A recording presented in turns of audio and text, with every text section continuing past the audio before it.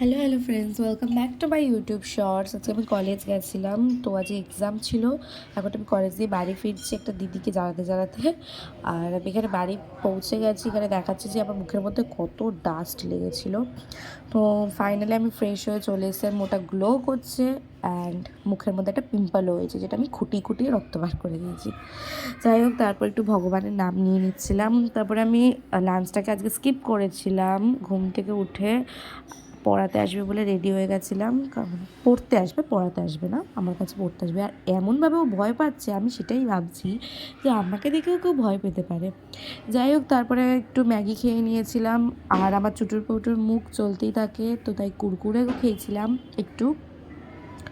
মায়ের সাথে একটু বাইরে বেরিয়েছিলাম ঘুরু করতে। যাই করি, মাকে হাসতে বলছি, এখানে হাসছে না, কী যে বলবো, আমি আর কিছু বলার নেই। আর আমি একটু পথ চলছি, সেই পথ চলা হাঁটা সেটাই দেখিয়ে দিচ্ছিলাম। তারপরে আমার আজকে যেন খুব ফুচকা খেতে ইচ্ছা করছিলো, বাট মা বললো খাস না, বাড়িতে ভাত খেতে পারবি না। তো আমি একটু ওয়েফার্স খেয়ে নিয়েছিলাম। আর তারপরে আবার নিমকিও খাচ্ছিলাম। ভাবো আমি কি খাই।